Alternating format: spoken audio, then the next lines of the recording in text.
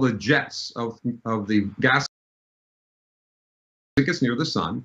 They heat up and they shoot out the dust and gas, and that's what produces the tail and the coma and all of that stuff that goes millions of miles away.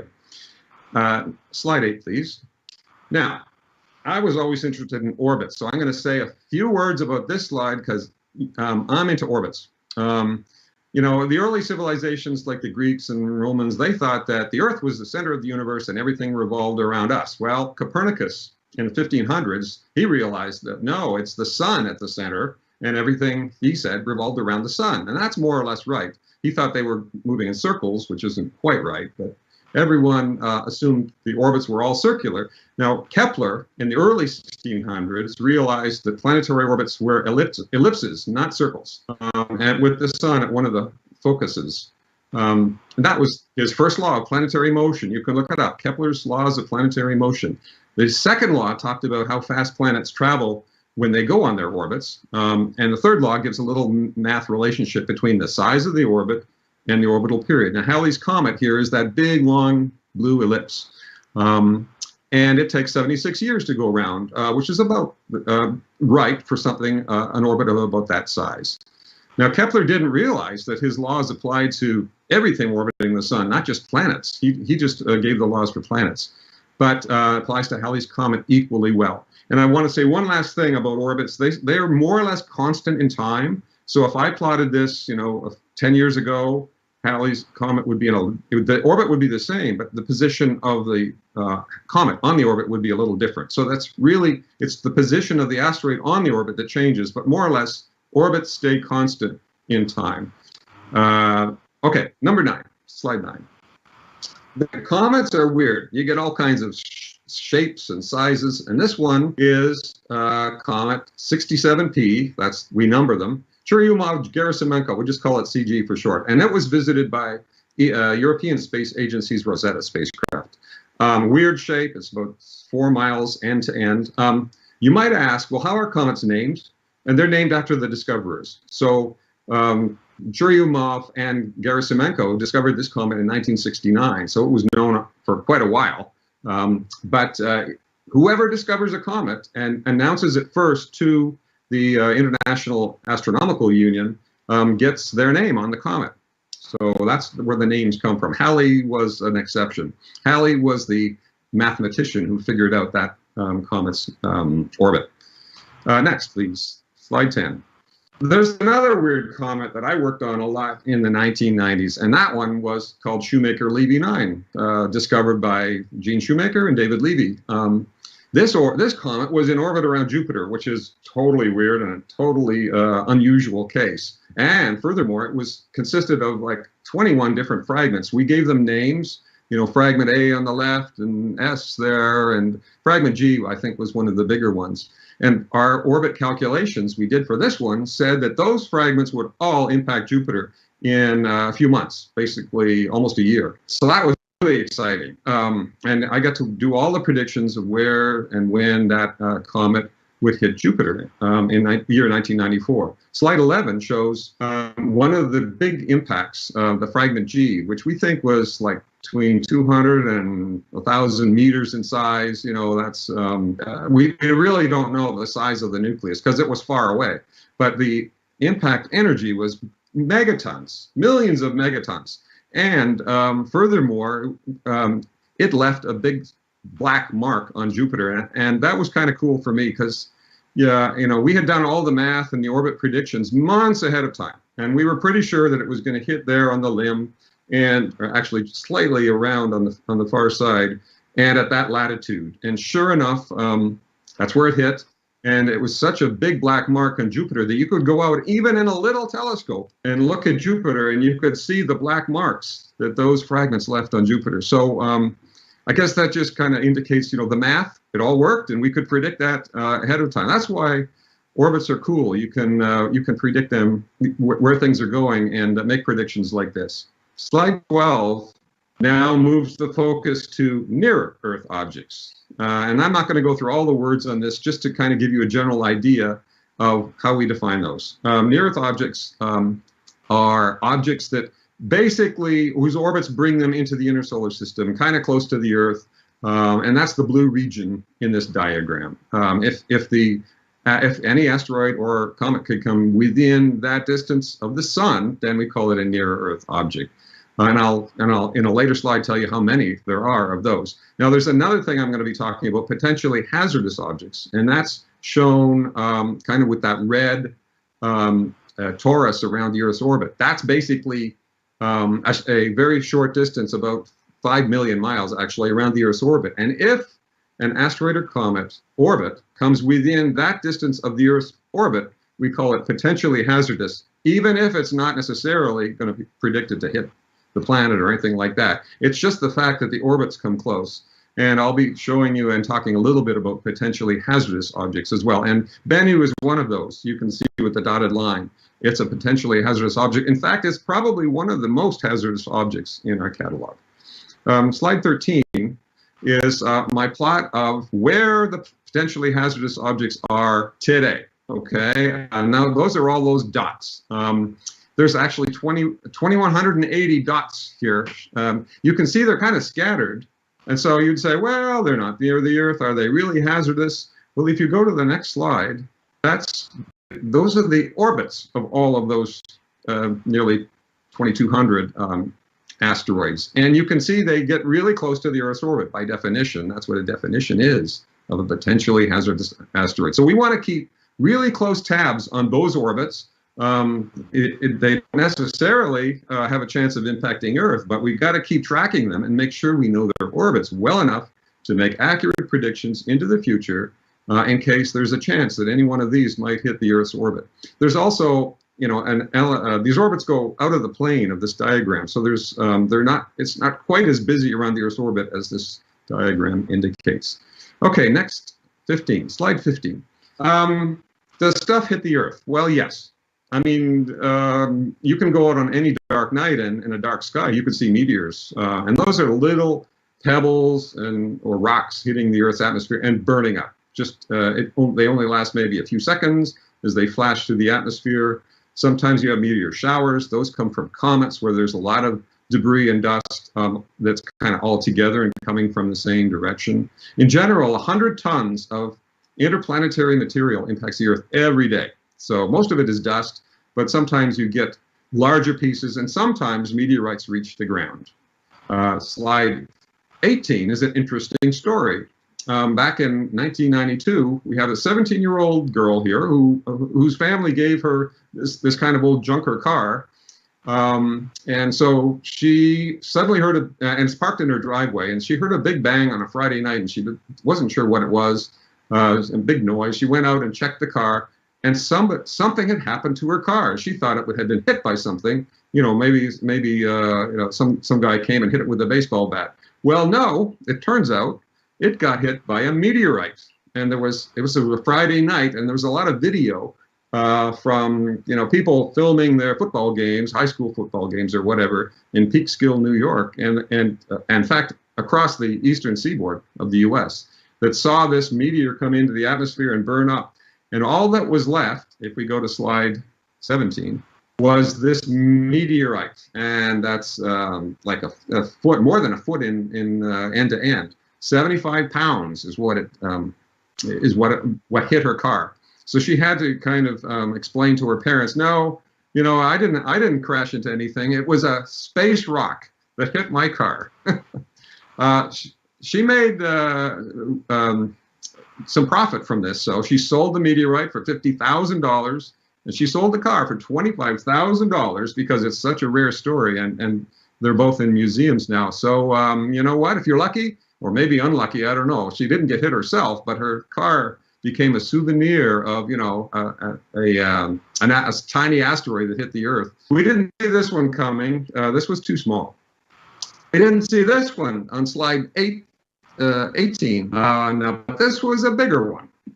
In 2013, over Chelyabinsk, Russia, there was a massive fireball, really bright, 20 times brighter than the sun. It just lit up the whole sky. I guess this happened at around sunrise. And what I've done is shown the whole trajectory of this really, really bright meteor through the sky and its altitude. So it started at like 90 kilometers altitude, 30 kilometers is where most of it burned up, and 25 kilometers, there's pieces still going through. That was a 500 kiloton energy explosion, basically, and it shattered a lot of windows and damaged some doors and stuff like that. It was caused by what we think is a 20-meter asteroid. Okay, now that's a rare case. We don't think that happens very often, maybe once every 50 years or so. And this was completely unexpected. We didn't see this one coming. It was coming from the direction of the sun, which is off to the left in this. If you go to the next slide, which is 19, you see where it landed. It landed in a frozen lake, and it put this nice circular hole in the ice. This is February in Russia here, and later on, a few months later, they dredged up the bottom and they found the meteorite, which is like 3 feet in size, and there it is. That's all that was left from a 20-meter asteroid. All the rest was pulverized into dust into the atmosphere. So that's what happens when we have a larger event. Slide 20 is a historical impact, again in Russia, this one in Siberia. And that was, we think, about a 40-meter object that flattened like 2,000 square kilometers of trees. We don't know of anybody who died, but there might have been a few like remote people living in that area. And we think that's even rarer. That something of that size hits every few hundred years. Now here I'm going to larger and larger sizes, and they hit less frequently because there are fewer of them. So there's kind of a rule here. If you go to small stuff, there's a lot of it, and it hits more frequently. If you go to bigger stuff, and now this is 40 meters, it hits maybe once every few hundred years, on average. Slide 21 is a even slightly bigger asteroid made out of mostly metal that hit in Arizona 50,000 years ago and left this huge crater. That is a rarer event, that energy. That happens maybe once every 10,000 years or so. We hope that doesn't happen while we're around, but that's what could happen if the asteroid is made out of solid metal. Slide 22 is the one you probably all heard of, which is the asteroid that killed off the dinosaurs 66 million years ago. A really large asteroid, about 10 kilometers, 6 miles across, impacted the Earth. And where it impacted is just north of the Yucatan Peninsula. So that's like in Mexico, Gulf of Mexico, coastline there. That was large enough that it threw up all kinds of debris and dust into the atmosphere, which clouded the atmosphere for a year or more, and there was a lot of and heated the atmosphere too. So there was a lot of fires around the world. It left a lot of soot layers all around the world, and in fact, you may have heard iridium. Iridium is an element that is common in extraterrestrial asteroids, and it left a layer of iridium pretty well all around the world. That is the evidence that what happened was a impact of something from space. So that's you'll be pleased to know that a 10-kilometer asteroid does not hit very often, maybe every 100 million years. And furthermore, we're tracking all of the asteroids that size. There are not very many, and we know that there's no possibility of anything like that impacting within millennia.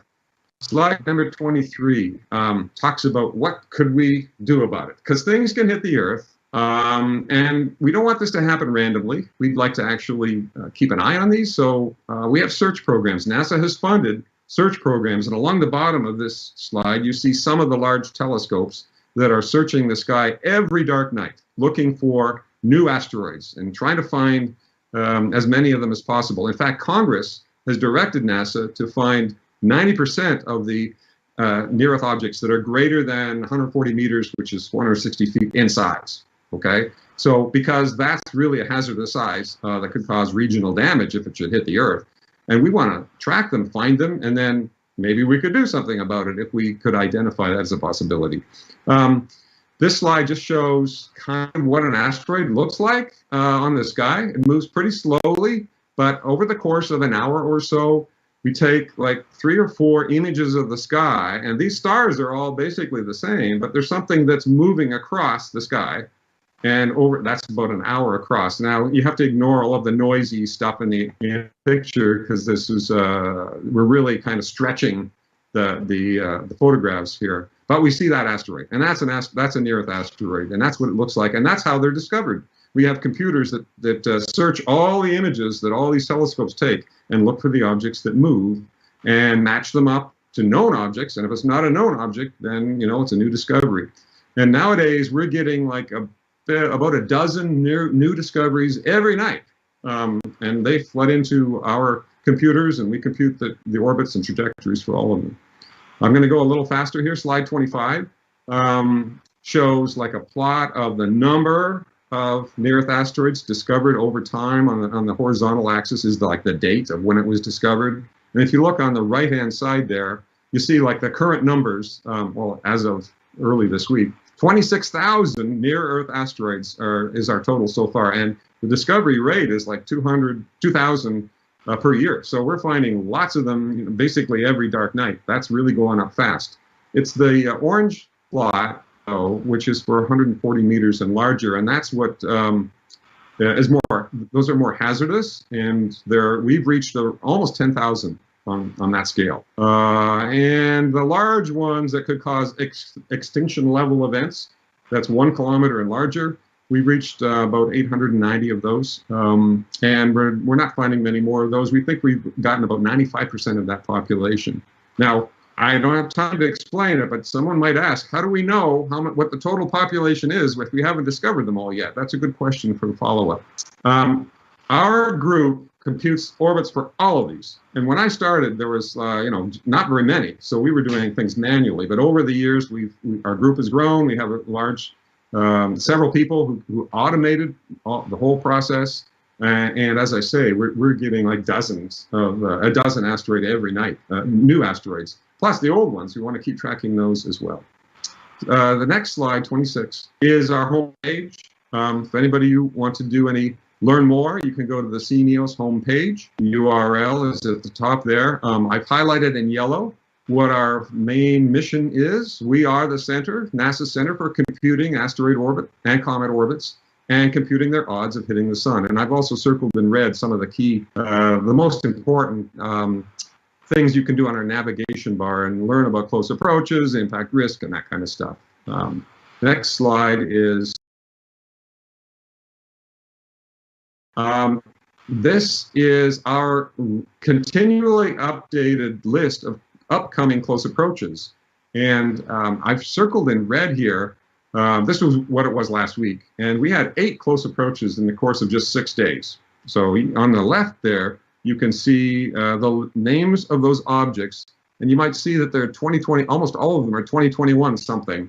And we can talk about in the question period how we name these asteroids. The one in yellow is a return of an old one that's coming back, so that one doesn't count. But there's like 7 brand new asteroids just discovered, in the course of a few days, and these make it into the news media. News media really likes visiting this table, and we get stories about that. The one there, circled on the right, is as large as the Eiffel Tower, and it's coming by. It was coming by on June 1st, so that we got stories about that.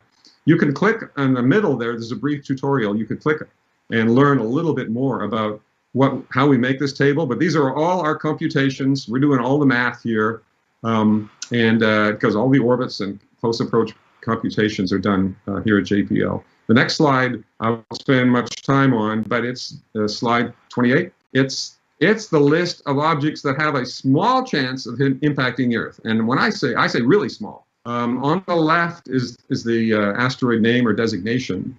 In the middle is the impact probability, and on the right is the size. Now, the bottom line, and I won't go into this, but the bottom line of our analysis of what could hit the Earth is that it's either the chance of impact is really, really small, or very far in the future for a couple of these, or the object itself is really, really, really small. I mean, some of these are down at 13 meters in size. This is in kilometers, so that 2009 JF1 is 13 meters in size. So, so I just want to emphasize, our group keeps track of all the asteroids, and we make these predictions of whether any of them can hit the Earth. As we continue to observe these asteroids, by the way, the probabilities will change. So as we get more data on an asteroid, those probabilities will change. And in almost all cases, the probability will go to zero, we expect. I would note that Bennu there is a really special case. We can talk about Bennu in the... This is PCC, external power nominal. Check step 78. LTM, verify SV is on internal power. SV on internal power. Check 79.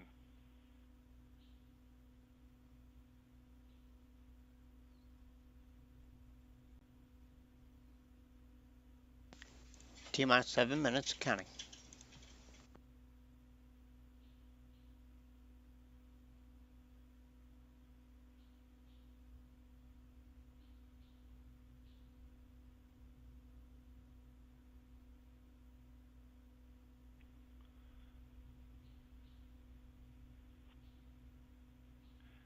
LC CD1 requesting final authorization for launch. MD? Go. And NASA TD? TD's go. Check 80. FTS, start LAV DUI. DUI PCC, started. enable ground ordnance. Check 81.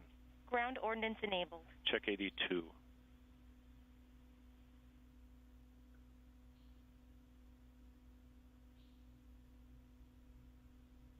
LCFSO, break. Copy. Go ahead. FSO is red. We're not seeing safe and arm indication on our displays. Copy that.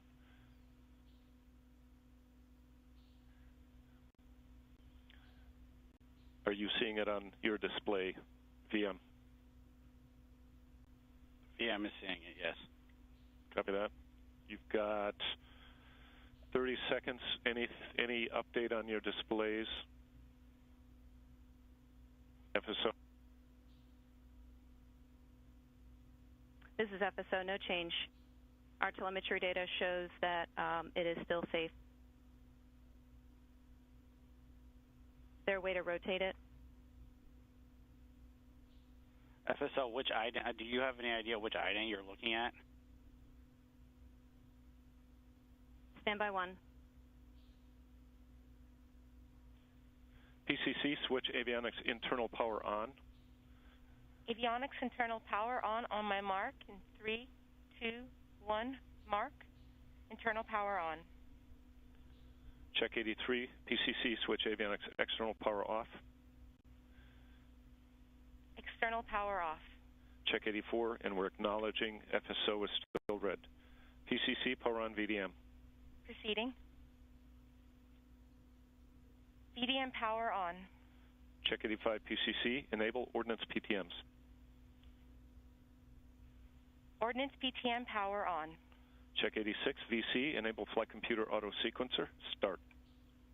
Auto sequencer enabled. Check 87.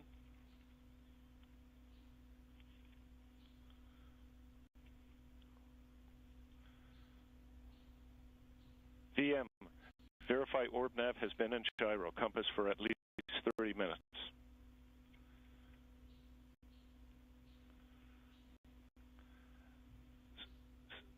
T-minus 4, BLC, verify T-minus 4 minute limit checks are go. Checks 88. Limit checks are go. Check 89. VC, command OrbNav to navigate mode. OrbNav commanded to navigate. Check 890. VM, verify OrbNav in nav mode. OrbNav in nav mode. Check 91. FTS, power on NCU cart. NCU electronic power on. Check step 92. NASA TD, report range green. FSO, repeat, report range green. Range is green. Copy that. Check step 93. Standing by T-minus 2 minute limit checks.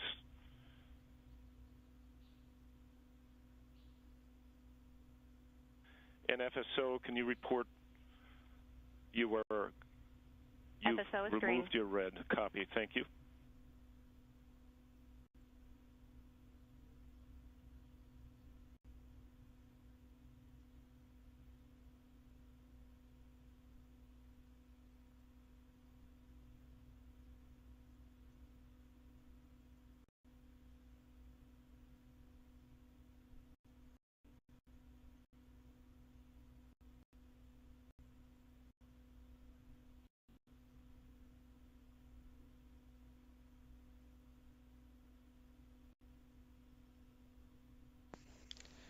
T-minus 2 minutes and 30 seconds counting.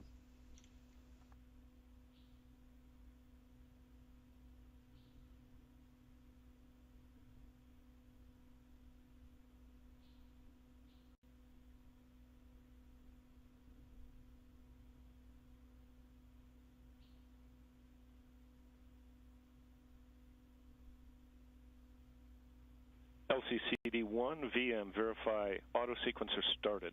Auto sequencer started. BLC, verify T-minus 2 minute limit checks are go. Limit checks are go. PCC, activate ARM enable. ARM enabled. PCC, ARM ODMs. ODMs armed.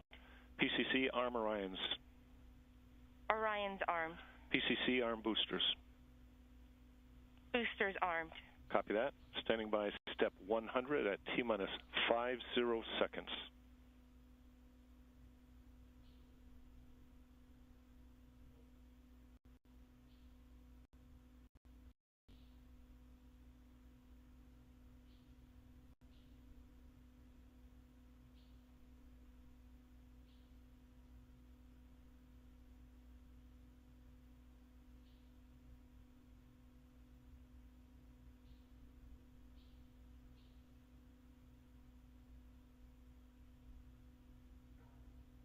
T-minus 60 mark.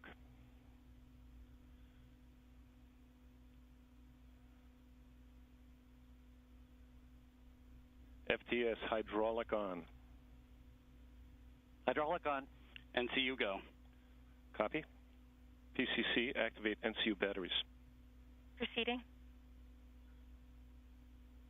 Batteries activated. Copy. FTS carts off. Carts off. Batteries go. Copy.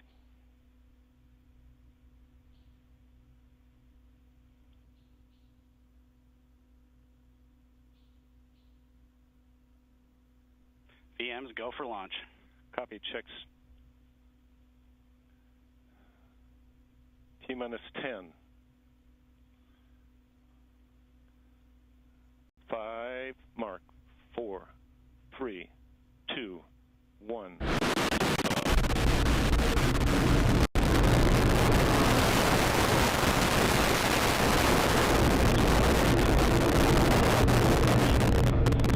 Marking 21 years of Minotaur launches and 15 years of partnership with NASA Wallops Flight Facility and Mid-Atlantic Regional Spaceport. Vehicle supersonic.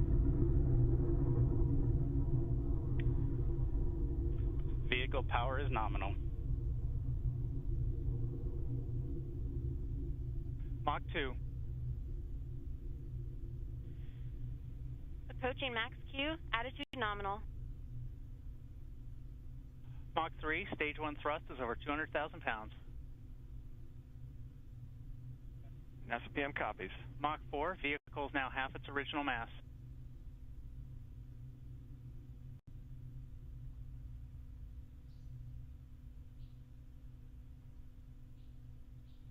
Stage 1 set, stage 2 ignition confirmed. Motor nominal.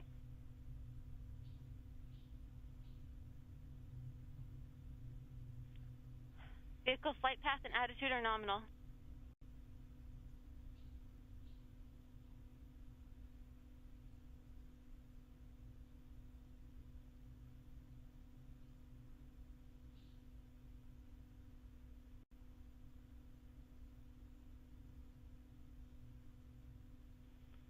Vehicle avionics and power system are performing as expected.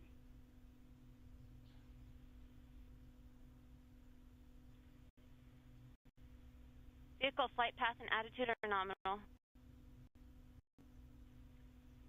Approaching stage 2 burnout, vehicle is now 1/4 its original mass.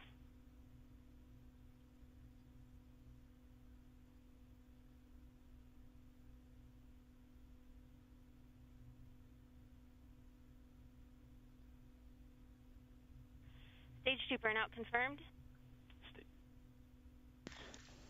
Turn them off. And this concludes today's coverage of the Minotaur 1 NRO L-111 mission, launched at 9:35 a.m. Eastern Time. Mission information, including photos, will be available on the NRO, NASA, Wallops, and Northrop Grumman websites and their respective Facebook and Twitter accounts.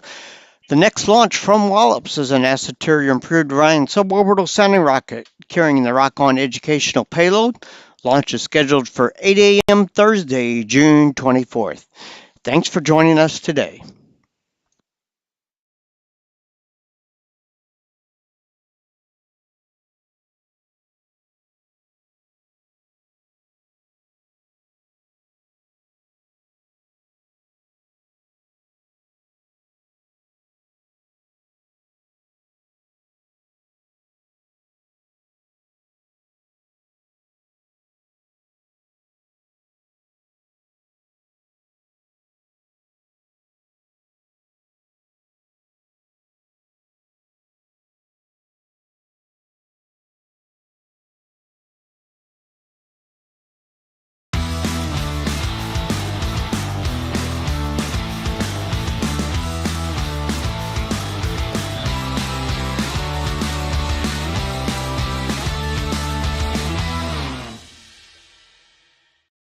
Either the NRO in about 40 minutes to an hour, or it would come from Jonathan McDowell when Space Command gets the lock on the objects in orbit after they've separated.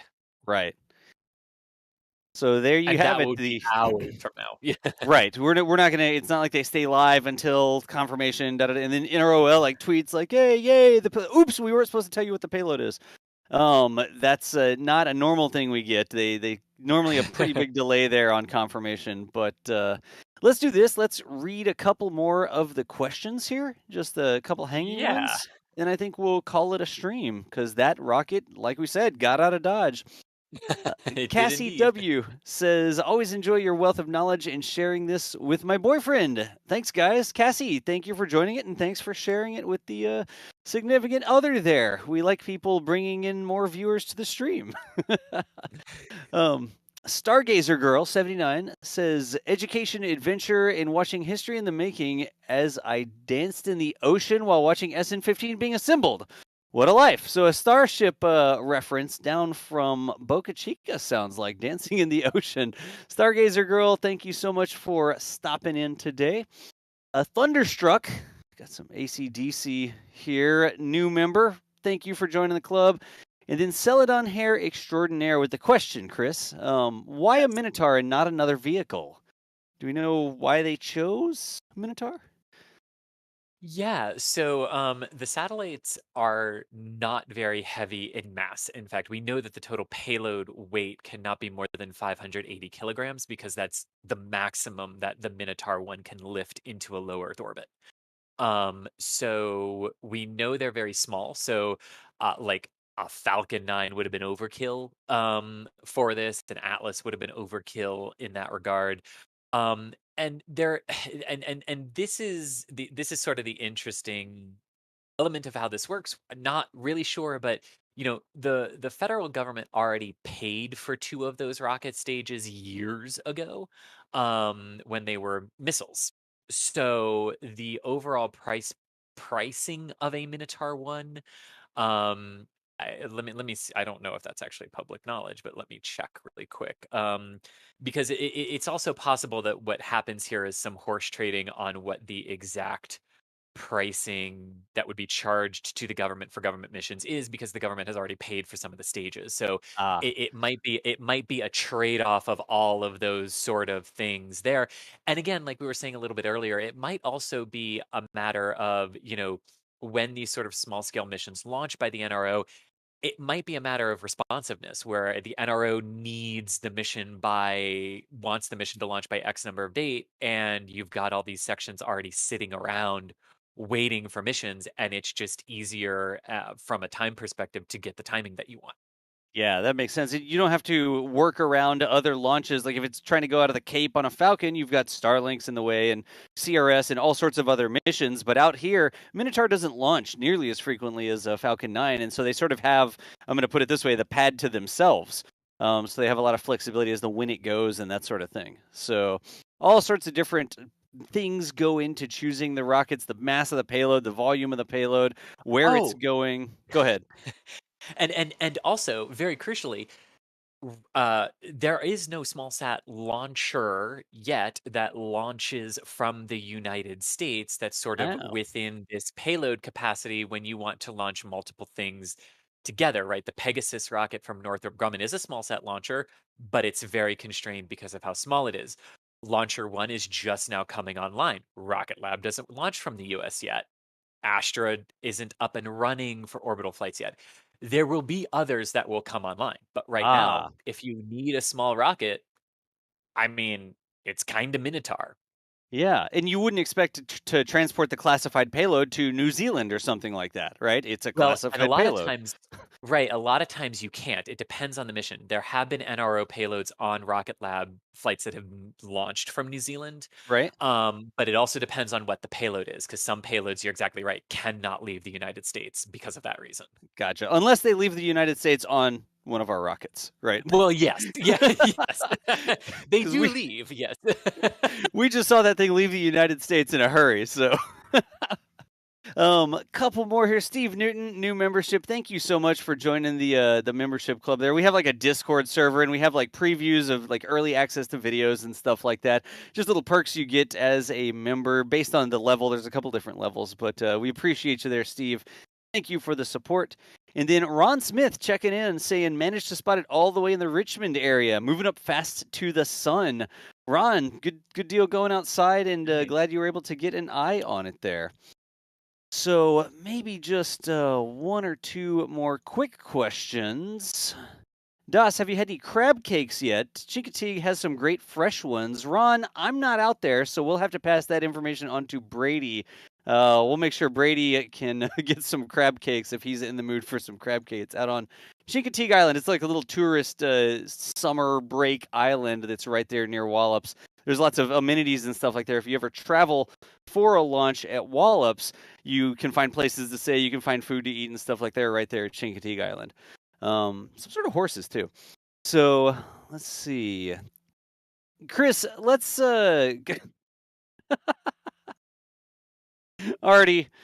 Artie asks, is the staging for this launch called a banana split? Oh, I wish it were. I'm just going to That's toss the that out there. liftoff. Yeah, liftoff. It's not a rocket. It does. The It banana definitely split. splits. Yeah, Right it gets out of Dodge. Yeah, So, hey, Robert Shelton, thanks for the membership as well. And then here's a good one. This is one I don't think we've had on the live stream before, and we've answered lots of questions. What's with all the mythical names for rockets? We've got Minotaur, we've got Pegasus, we had Saturn. Are they just choose, like, is Minotaur, does this have something to do with a bull or something? It's just a cool name they chose. Do we know anything about where they got the name from, Chris? Where did they choose the name from? I You don't know, know. I have never Sounds cool. personally seen where they took the name Minotaur from. I'm sure that's out there, but I've never actually seen, so I can't speak to that particular one. But yes, a lot of times the rocket name has symbolism. Either hearkening back to things of strength in mythology, or or power. Sometimes rockets, and payloads are given names from antiquity to match sort of the name of the system they're going to. Like, for example, Jupiter. So then NASA named Juno Jupiter's Aha. wife, and so then we Yes. sent Jupiter's wife to go check up on Jupiter, right? I mean, that was the joke when we launched Juno. So sometimes you do strike that. Sometimes it's because you want to be funny. The Falcon 9 is named after the Millennium Falcon Right. from Star Wars. And it has 9 engines. So you put and it those has things 9 together. engines. Yeah, Falcon and so 9. yeah. So I mean, it's just one of those things. You can kind of name the rocket whatever you want to name it. Right. Gotcha. But yeah, a lot of mythology stems from strength and what you want the rocket to do or what you want the rocket to sort of evoke. Yeah. Well, I'm glad we haven't run into like an internet named rocket and ended up with like Launchy McThrustface or anything like that. I'm okay with the mythical names instead of that. Yes. I do believe here, folks, that it is time for us to pack up our remote camera out there at Wallops. Again, Brady is out there with the media crew, the press crew, and they are going to have to pack up and caravan back out. So we're going to be losing this live feed. Official broadcast is already offline because it's a classified payload. So with the lack of live feeds to show you, I believe that's going to bring us to the end of our live coverage of NRO L-111 launching out of Wallops Island, Virginia, Pad 0B. You saw that thing get out of Dodge, and it is on its way. Go ahead. I think someone has an answer. I don't know if it's right, but Joe in our chat says Minotaur is a combination of Minuteman and Taurus, which are the two rockets that the Minotaur is derived from, which would make sense. There you go. That would make sense. That Now, would make I don't know if perfect that's true, sense. but that would make perfect sense. So I just wanted to say it. Thanks, Joe.